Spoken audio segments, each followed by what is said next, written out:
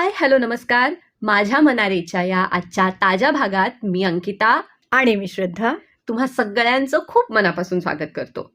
तुम्हाला असं कधी जाणवलंय का हो, की एखादी गोष्ट बोलली किंवा एखाद्या गोष्टीचा उल्लेख झाला किंवा एखादी गोष्ट अचानक तुमच्या डोळ्यासमोर आली, मनातही इव्हन आली, तर तुम्हाला खूप जास्त राग येतो किंवा खूप जास्त वाईट वाटतं किंवा खूप जास्त रडावंसं वाटतं. अर्थात हे जसं आपल्याला लागू आहे तसं समोरच्यालाही लागू आहे, की एखादी विशिष्ट गोष्ट एखाद्याला म्हटली किंवा दाखवली, की त्याचा पारा चढतो किंवा त्याचा मूड एकदम बदलतो. असं कधी तुम्हाला जाणवलंय का? ते जर जाणवलं असेल, तर त्याला मानसशास्त्राच्या भाषेत काय म्हणतात श्रद्धाताई? आपण त्याला ट्रिगर्स असं म्हणतो. येस. तर या ट्रिगर्सबद्दल आज आपण बोलणार आहोत. कारण अनेकदा आपल्याला माहिती नसतं, की नेमकं काय घडतंय आपल्या आतमध्ये, म्हणून आपण असे रिॲक्ट होतोय. बरोबर. आणि समोरचाही एकदम गोंधळून जातो, आपणही गोंधळतो. तर या सगळ्या गोंधळाचं कारण म्हणजे ट्रिगर्स. तर सुरुवात इथूनच करूया, की हे ट्रिगर्स काय असतात नेमके? आता तू एवढं जे सगळं डिस्क्रिप्शन सांगितलंस, हा, तर मला आणखीन एक तुला सांगावं असं वाटतं, की असं काही नाहीये की प्रत्येक अशी एखादी गोष्ट आठवली की आपण रागावतो, चिडतो. काही गोष्टी अशा पण आहेत की ज्या आठवल्या की आपल्याला खूप छान वाटतं. करेक्ट. त्याला आपण नॉस्टॅल्जिया, बरोबर. घराची ओढ Yes. असं म्हणतो आपण. मग आपण काय केलं की 2 भाग असे सरळ सरळ वेगळे करून टाकले.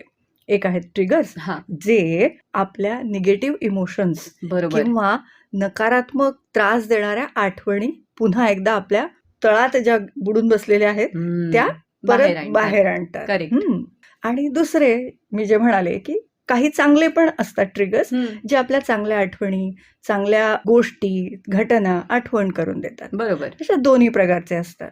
आता ट्रिगर्स 2 प्रकारचे असतात. एक, आपण त्यांना फिजिकल ट्रिगर्स असं म्हणू शकतो. हा, म्हणजे एखादं स्थळ, एखादी वस्तू जे आपल्याला दिसतं, प्रत्यक्षात दिसतं ते. उदाहरणार्थ, आपल्याला एखाद्या ठिकाणी गेलो की भीती वाटायला लागते, कारण तिथे पूर्वी काहीतरी घडलेलं असतं. मला एक घटना आठवते. आम्ही KEMला इंटर्नशिपला जायचो. म्हणजे आमचा पहिलाच दिवस होता, ओरिएंटेशन होतं. ओके. आणि आम्ही आत जात होतो तेव्हा माझी एक मैत्रीण मध्ये यायलाच तयार नव्हती. ती अशी टाळाटाळ करत होती. मग आम्ही नंतर तिला विचारलं की असं का? तर ती सांगत होती की तिच्या आईचा किडनी फेल्युअरचा प्रॉब्लेम होता आणि वारंवार त्यांना त्या हॉस्पिटलमध्ये ठेवलं होतं आणि त्या तिथेच गेल्या. समजलं? तर हे झाले फिजिकल ट्रिगर्स. आणखीन आपण ज्याला म्हणू तेव्हा सायकोलॉजिकल ट्रिगर्स असं पण एक भाग आहे. ठराविक वास, ठराविक गोष्टीची आठवण येणं, ठराविक वस्तू दिसणं, हे असे प्रकार. उदाहरणार्थ, मला स्वतःला, मी माझ्या आजोळी जेव्हा एका विशिष्ट गल्लीतून जायची, सराफा लाईन म्हणतात त्याला, तिथे खूप सारी मोगऱ्याची फुलं असायची. मग त्याचा इतका घमघमाट यायचा. आता जर मला वास आला मोगऱ्याचा तर मला असं वाटतं की मी त्या गल्लीतून चालली. करेक्ट. तर असे ट्रिगर्स, या दोन्ही प्रकारचे ट्रिगर्स असतात. पण मी आत्ता सांगितलं तसं की काही असतात जे आपल्याला नको असलेल्या आठवणी जागृत करतात, नको असलेल्या घटना आठवून देतात. ते वाईट ट्रिगर्स आपण ज्याला म्हणतो, नकारात्मक ट्रिगर्स. आणि जे आपल्या चांगल्या आठवणी जागृत करतात, त्यांच्याबद्दल आपल्या डोक्यात विचार यायला लागतात, त्या चांगले ट्रिगर्स, पॉझिटिव्ह ट्रिगर्स. या 2 प्रकारचे ट्रिगर्स असतात. ओके. अनेकदा असं होतं की मला काहीतरी खूप जास्त वाटतंय एखाद्या विशिष्ट सिम्युलेशनमुळे, हे माझ्या लक्षात येतं. पण मग त्याला नक्की काय म्हणायचं हे अनेकदा माहिती नसतं. जसं मगाशी आपण बोललो की ट्रिगर हा शब्द माहिती नसतो, काहीतरी घडतंय हे जाणवतं. पण आपण ट्रिगर होतोय किंवा समोरचाही ट्रिगर होतोय इव्हन, हे कसं ओळखायचं? ओके, आता आपण अगोदर पहिल्यांदा आपल्याबद्दल बघूया. अगदी. ट्रिगर्स तयार कसे होतात, इथून सुरुवात करूया. बरोबर. म्हणजे मग आपल्याला ती चेन कशी ब्रेक करायची हे पण आपल्याला करता येईल. तर आपला जो फंडा आहे ना, रिलेट करून गोष्टी लक्षात ठेवणं, याच्यातून ट्रिगर्स आपणच तयार करत असतो. I can totally relate to दिस.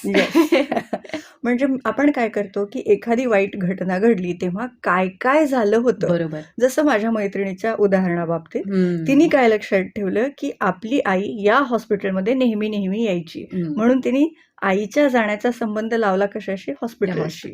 म्हणून ते हॉस्पिटल तिचा ट्रिगर झाला. करेक्ट. आपण असा संबंध जोडला की असं होतं. बघ, याच्या उलट मी काय केलं, मी पण एक ट्रिगर तयार केला, पण तो इन अ पॉझिटिव्ह वे होता. मोगऱ्याचा वास आला की मी लहानपणीच्या त्या गल्लीत आहे. बरोबर. तर मोस्ट ऑफ टाइम आपण अशाच गोष्टी लक्षात ठेवतो. पण जेव्हा आपण वाईट गोष्टी रिलेट करून लक्षात ठेवतो आणि मग तो जो क्लू, तो जो आपल्याला स्टिम्युलेट करणारा तो जो स्टिम्युलाय आहे, तो आपल्याला दिसला, की आपल्या त्या गोष्टी बाहेर यायला लागतात आणि करेक्ट. त्या आपल्याला सतवायला लागतात, त्रास द्यायला लागतात. बरोबर आहे. हे ट्रिगर आपल्याला माहिती असतात. आपल्या डोक्यात लिस्ट तयार असते बॉस, की कुठल्या कुठल्या गोष्टींनी माझ्या ज्या वाईट गोष्टी आहेत त्या ट्रिगर होऊ शकतात. मग आता तू म्हणतेस तसं 2 गोष्टीतनं याच्यातून आपल्याला सुटका करून घेता हो. येऊ शकते. एक, असे ट्रिगर टाळणं हा जी पळवाट आहे. हा हां. हा कारण कधी-कधी असं होऊ शकत नाही. आता समजा एखाद्याला एखाद्या ठिकाणी जायला नाही आवडत आहे, पण कधी-कधी त्या माणसाचं ऑफिसच ते असेल हो तर हो तुमच्या मागे काहीतरी घडलंय, पण आता तुमचं तेच ऑफिस आहे किंवा तुम्हाला आता तिथं वारंवार जावंच लागणार आहे, तर Correct. तुम्ही टाळू नाही शकत. आणि हम्म. दुसरी सगळ्यात चांगला राजमार्ग आहे, जो मी सुरुवातीला सांगितला, की मी ट्रिगर कसा तयार केलाय. बरोबर. त्या दोन्ही गोष्टींचा खरोखर काही संबंध आहे का? हम्म. हे तपासणं आणि तो जो मी माझ्या मेंदूत त्या दोन्हीचं जे असं वायरिंग करून ठेवलंय, तर ते वायरिंग ब्रेक करणं. मग आता हे कसं करायचं? हा एवढ्या सहजासहजी होत नाही ते. हो हो तर आपण आतापर्यंत खूपदा ज्या वेगवेगळ्या टेक्निकबद्दल बोललो होतो, त्यातली टेक्निक की कन्फ्रंटेशन. हा स्वतःला विचारा, स्वतःला प्रतिप्रश्न विचारा, फक्त प्रश्न नाही, बरोबर. प्रतिप्रश्न, की खरंच ती वाईट घटना आणि मी ज्याला त्याच्याशी जोडून ठेवलंय, त्या हम्म. दोघींचा खरोखर संबंध आहे का? हा म्हणजे मग काय होईल? अर्थातच सदसद्विवेक बुद्धी आहे तुमची. हा ती तुम्हाला सांगणारच आहे, की असं काही संबंध नाहीये. बरोबर. मग जेव्हा तुमच्या हे लक्षात येईल, मग तेव्हा तुम्ही तुमचे मार्ग शोधू शकता, की ठीक आहे, मग यांचा काही संबंधच नाहीये. तर मग मी प्रत्येक वेळेला याची आणि याची आठवण सोबत करणं गरजेचं आहे का? माझ्या घरी चोरी झाली होती. म्हणजे मी दुसऱ्या गावी होते. मग मला जेव्हा माझ्या आईने सांगितलं, की चोरी झाली घरात, तेव्हा मी श्रीखंड खात होते. बर. मग मी काय केलं, की श्रीखंड आणि घरातली चोरी या दोन्हीची जोडी हा, केली. हा. आणि मग जेव्हा मी श्रीखंडाचा चमचा तोंडात घालायला लागले नंतर, हम्म. तेव्हा मला असं वाटायचं, की अरे बापरे! आता काहीतरी होणार. हा. मग मी एके दिवशी काय केलं, की खरंच श्रीखंड खाल्लं म्हणून चोरी झाली होती का? नाही. मग काहीतरी आहे का? हा वेडेपणा आहे हो, माझा. हो. आणि मग मी काय केलं, की श्रीखंड खाताना सुरुवातीला स्वतःला समजावायला सुरुवात केली, की नाही, ह्या दोन्हीचा काहीही संबंध नाहीये. त्या Correct. फक्त कोइन्सिडेंटली एका वेळेला घडलेल्या हम्म. गोष्टी. आणि मग ते कमी झालं. हा.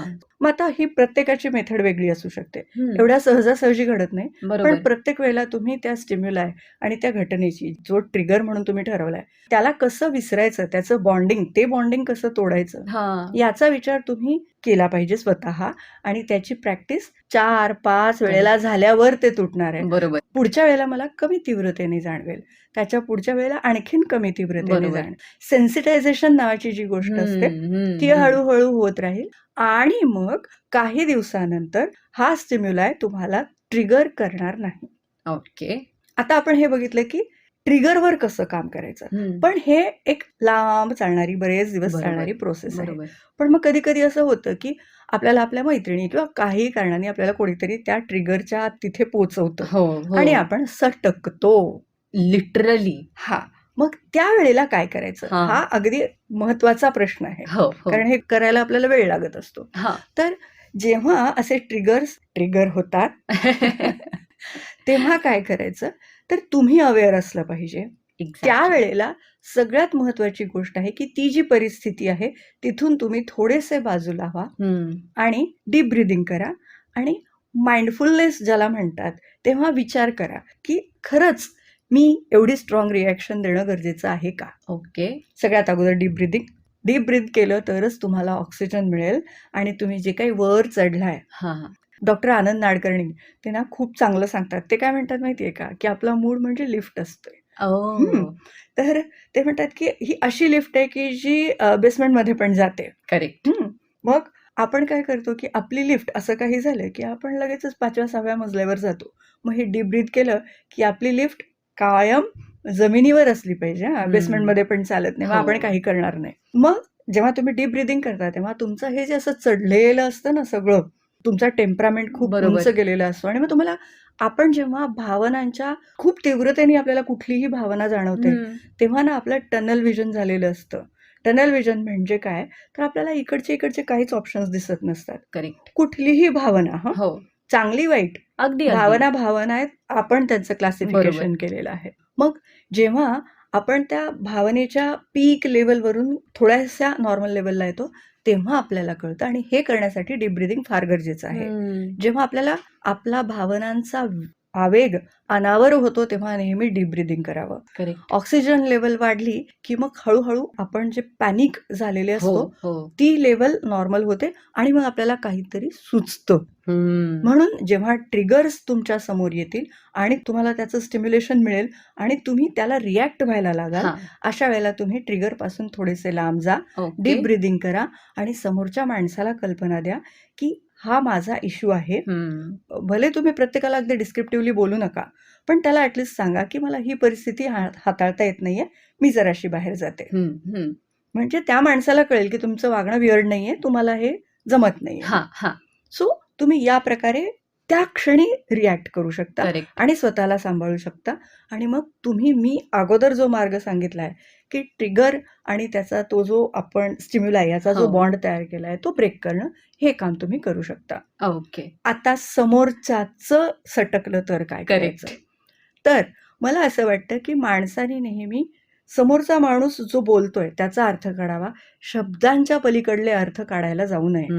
म्हणून मग समोर जे दिसतंय त्याला प्रत्येक वेळेला आपणच रिस्पॉन्सिबल असतो असं नाही. बरोबर. मी जेव्हा तुझ्याशी बोलते किंवा मी काहीतरी रिॲक्ट करते तेव्हा असं गरजेचं नाहीये की तूच काहीतरी केलेलं आहे. हो. बघ, आपण शाळा कॉलेजात शिकत असतो आणि विनाकारण आपले प्रोफेसर लेक्चरर एके दिवशी सकाळपासून सटकलेले असतात हो आणि ते आपल्याला झापत असतात. हो. तेव्हा आपण काय म्हणायचो की ह्यांचं घरी काहीतरी बिनसलंय. अगदी. तर हे प्रत्येकाच्या बाबतीत घडू शकतं. अर्थात. वड्याचं तेल वांग्यावर असू शकतं. म्हणून जेव्हा अशी तुमच्या समोर माणसं सटकतात, तडकतात, फुटतात, उतू जातात, उतू जातात, तर अशा वेळेला आपण शांत राहावं. हे बघ, संवाद कधी घडतो, संवादाचा विसंवाद कधी होतो, दोन्हीही पक्ष बरोबर. बोलायला लागले तेव्हा. बरोबर. तुम्हाला कळतंय ना की समोरचा माणूस नाहीये त्या ह्याच्यामध्ये, त्याच्याही काही गोष्टी असू शकतात, त्याचे स्वतःचे काही प्रॉब्लेम्स असू बरोबर. शकतात.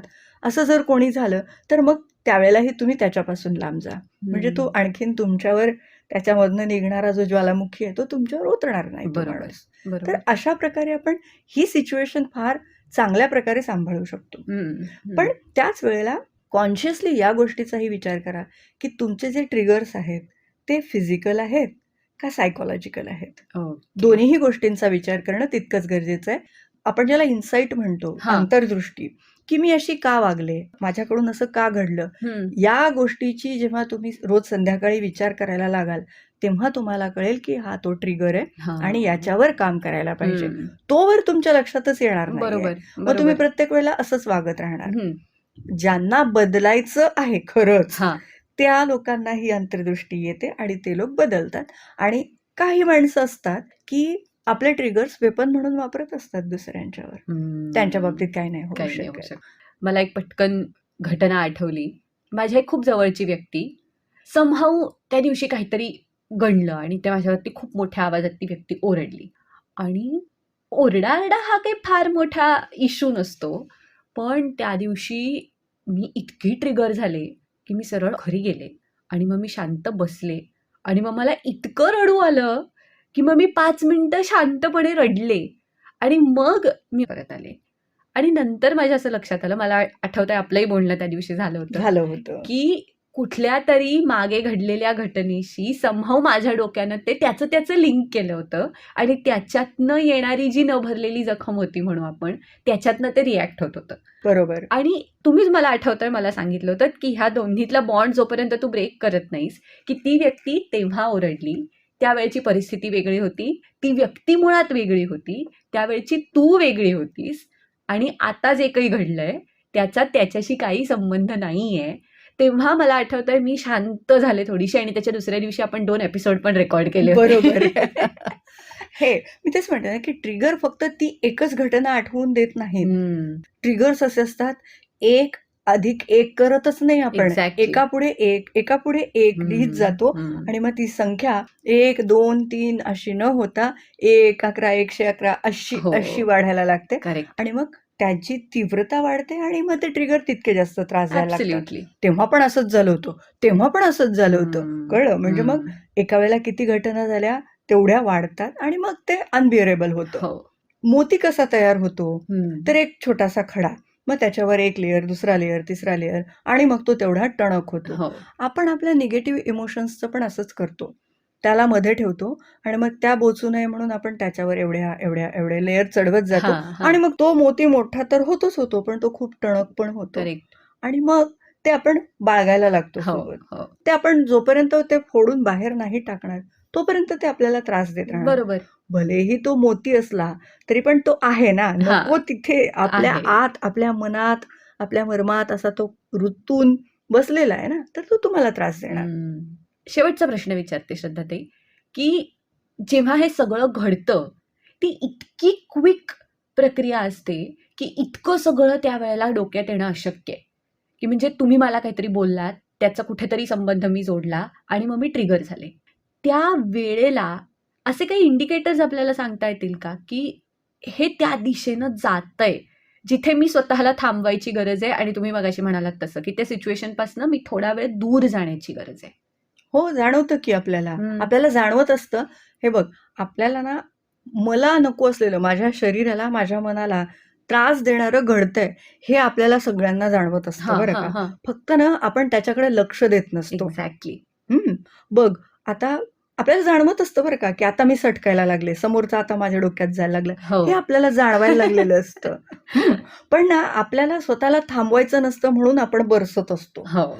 आपण रागात जर यायला लागलो, तर हं. ना आपण असे लगेच रागात येत नाही. हो. आपल्याला ना अगोदर काहीतरी असं शरीरात एक असं शरीराचं तापमान वाढल्याचं जाणवतं. लिटरली. हो. सगळ्यात पहिल्यांदा ते घडतं. हं. आता मी फिजिओलॉजी सांगतेय रागाची. त्याच्यानंतर हळूच मग आपल्याला आपले कान गरम होतायत असं वाटायला लागतं. कसं आहे की कुठल्याही भावनेवर आपण जेव्हा रिॲक्ट होत असतो, तेव्हा आपल्याला आपण नॉर्मल असतो आणि आता जसं नदीचं पाणी ते नॉर्मली वाहतंय, त्याला ऊर्जेची गरज नाहीये. बरोबर. पण जेव्हा त्याला जोरात वाहायचंय, तेव्हा काय होतं, ऊर्जा लागते ना कसली तरी. हो. मग मला पण कोणावर तरी बरसायचंय. हां. तेव्हा कसल्याही प्रकारे, कुठलीही इमोशन असू दे, तेव्हा मला काय करावं लागेल, तर मला अगोदर सगळ्यात पहिली ऊर्जा काढावी लागेल माझ्या स्टोअर हाऊसमधली. हो. मग ते तुम्हाला कळतं, की आता आता मी गरम व्हायला लागलंय माझं सगळं आणि त्यावेळेला जर का तुम्हाला थांबवायचं असेल, तर तुम्ही पहिलं तिथे थांबवू शकता. कधी-कधी तिथे थांबवता येत नाही आपल्याला. हे सगळं ब्रिस्क असतं. करेक्ट. म्हणजे सोडा वॉटरची बॉटल उघडली, की ते कसं फसकन येतं, हो, तसं हो. हे घडतं. मग कधी-कधी काय होतं, की आपण काही शब्द बोलतो. बरोबर. मग तेव्हा तर नक्कीच कळतं, की आता हं. आपण सुटायला लागलोय, बोलायला लागलोय, आपल्यावरचं आपलं नियंत्रण संपलेलं आहे. तेव्हा पण तुम्ही स्वतःला थांबवू शकता. कधी-कधी असंही होत नाही. पूर्णच घडून जातं. हां. बोलणं, ओरडणं, सगळं. एक दुसऱ्यावर ओरडणं किंवा एक आपल्या स्वतःवर ओरडणं, की तू करेक्ट. किती अशी का वागलीस? स्वतःवर राग काढणं म्हणू. हां, इंटरनलाइज करणं गोष्टी. बरोबर. दोन्ही पूर्ण घडूनच गेलेलं हां. असतं. मग त्यावेळेला ओके, घडलेलं घडलं. पुढच्या वेळेला हे घडू नये मी म्हणून काय करू शकते? याचा विचार त्यावेळेला तरी वाईजली करायला हवा. बरोबर. तरच या गोष्टी तुम्ही सांभाळू शकता. मग मी 3 टप्पे सांगितले. एक सुरू होण्यापूर्वी, हां. एक घडते तेव्हा त्याला इंटरप्ट करणं आणि घडून गेल्यावर किमान पुढच्या वेळेला घडू नये म्हणून आपण काय करू शकतो. हे बघ, एवढं कोणी सजग नाही असं करेक्ट. नसतंच हं. करेक्ट. ॲटलीस्ट झाल्यावर पुढच्या वेळी होऊ नये म्हणून तरी, की पुढच्या वेळेला मला हा त्रास सहन नाही करायचा आहे. मी आत्ता करणार आहे. बरोबर. आपण काय करतो, मी मागे पण म्हणाले होते बघ, की चिंता काय आहे, एन्झायटी काय आहे, तर हे असं घडलं कसं याचा विचार करत बसतो आपण. हो. पुढच्या वेळेला हे घडू नये म्हणून आपण विचारच करत नाही. मग हे तसंच आहे ना, बरोबर. की माझ्याबरोबर असं घडलं, त्याने माझं डोकं सटकवलं, हां. त्याने ते ट्रिगर केलं आणि आपल्या भावना ही अगदी काळ्या दगडावरची पांढरी रेघ. हत्तीच्या सोंडे एवढा खडू घेऊन अंडरलाईन करायची गोष्ट आहे. हां, की आपल्या भावनांना आपण स्वतः जबाबदार असतो. मला कोणीही रागात आणू शकत नाही. बरोबर. मला कोणीही दुःख देऊ शकत नाही. हे सगळं मी केलेलं असतं. करेक्ट. जोपर्यंत आपण ही जबाबदारी स्वीकारणार नाही, तोपर्यंत आपण सरळ-सरळ स्टेटमेंट देतो. त्याने मला रागात आणलं. मग तुम्ही मला कशाला रागात आणता? तुम्हाला वाटतं ना, की मी रागात येऊ नये, मग मला वाटतं तसं वागा. एक्झॅक्टली. म्हणजे माझ्या ट्रिगरची रिस्पॉन्सिबिलिटी पण माझी नाही, तुझी. हां. तू असं केलंस म्हणून मी ट्रिगर झाले, असं नाहीये. सो तुम्हाला जेव्हा हे कळेल, तेव्हा तुम्ही ट्रिगरच होणार नाही. किंवा झालात. आता आपण माणसं आहोत, होतच असतं हे, की आपण सगळेच कुठल्या-कुठल्या गोष्टींनी ट्रिगर होत असतो. बरोबर. पण ॲटलीस्ट आपल्याला ते कसे हँडल करायचे कमीत कमी नुकसान हा करून हा इतरांचं पण आणि माझं पण ते मी ठरवू शकते.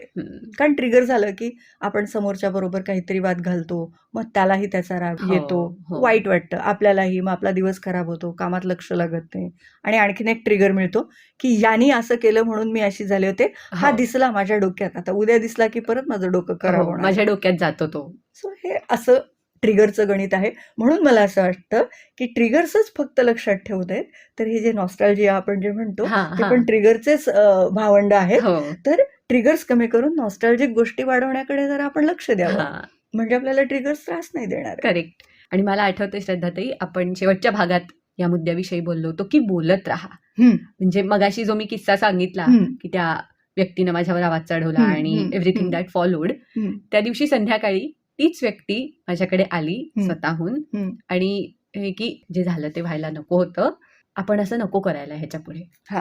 आणि हे जे होतं, कारण मी इतकी डिस्टर्ब झाले होते की मी बोलायच्या परिस्थितीतच नव्हते. हं. मला राग आला होता, मला वाईट वाटलं होतं, मला हे कळलं मिश्रण होतं. मिश्रण सगळ्याच भावनांचं. एक्झॅक्टली. प्रचंड काय काय आतमध्ये सुरू होतं. आणि त्यावेळेला जर ती व्यक्ती येऊन नसती बोलली माझ्याशी, ते बोलली नसती, तर कदाचित त्या नात्यात एक तडा गेला असता कायमचा. आणि ट्रिगर एक तयार झाला आणखी असता. नवा एक्झॅक्टली आणखी नवा ट्रिगर तयार झाला असता आणि कदाचित आणखी 2 वर्षांनी जेव्हा इतर कोणाचा तरी आवाज माझ्यावरती चढला असता, तेव्हा जास्त तीव्रतेनं तो ट्रिगर अंगावर आला असता. आता इथे जसं झालं की तो मुद्दा संपला. ट्रिगर झाला, त्याच्याविषयी आम्ही बोललो हं. आणि तो मुद्दा तिथे संपला. हे जर झालं नसतं, तर खूप वेगळ्या पद्धतीनं कदाचित ते पुढे कधीतरी बाहेर आलं बरोबर. असतं. क्लोजर. कुठल्याही Exactly. गोष्टीला एक व्यवस्थित त्याला समअप केलं पाहिजे. हां, तर ह्या सगळ्या गोष्टी आपोआप निकालात काढणं, हां. त्याला व्यवस्थित ती फाईल व्यवस्थित बंद करणं. एक्झॅक्टली. रिसायकल बिनमध्ये परत ठेवून न देणं, तिला डिलीट करून टाकणं. एक्झॅक्टली. कारण तुम्ही असं करता तेव्हा त्या गोष्टी सगळ्या सबकॉन्शियसमध्ये राहतात आणि मग त्या परत परत वर यायला लागतात आणि त्या बरोबर. तुम्हाला त्रास देतात. त्यामुळे या सगळ्याचा पुन्हा आपण शेवटाकडे येताना इथेच येतो की जितके तुम्ही बोलाल स्वतःच्या भावनांबद्दल, ट्रिगर्सबद्दल, आजचा आपला विषय येतो. सगळ्याच अडचणींबद्दल आपण असं Exactly. म्हणूया. हां, तितकं ते सुटण्याच्या दिशेनं आपली पावलं पुढे जात हो, असतात. हो. आणि मला वाटतं आपल्या सगळ्या ऐकणाऱ्यांनाही आवाहन करूया की तुमचे असे काही ट्रिगर्स असतातच प्रत्येकाचे, पण ते तुम्हाला आयडेंटिफाय झालेत का? आणि अशा वेळेला तुम्ही समोरच्याशी काय बोलता, स्वतःशी काय बोलता आणि संवाद होतो का ह्या सगळ्यात? ह्या ट्रिगर्सना कुठेतरी मागे टाकण्याच्या दृष्टीनं एकमेकांशी तुम्ही बोलता का? हे सगळं आम्हाला नक्की कळवा. आम्ही खूप उत्सुक आहोत ह्या सगळ्याशी तुम्ही कसं डील करता हे जाणून घ्यायला.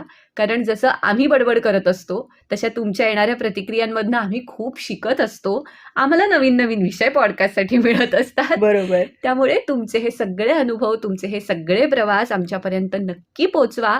आजच्या भागात इथेच थांबूया. पुन्हा भेटू नव्या भागात वेगळ्या विषयासोबत.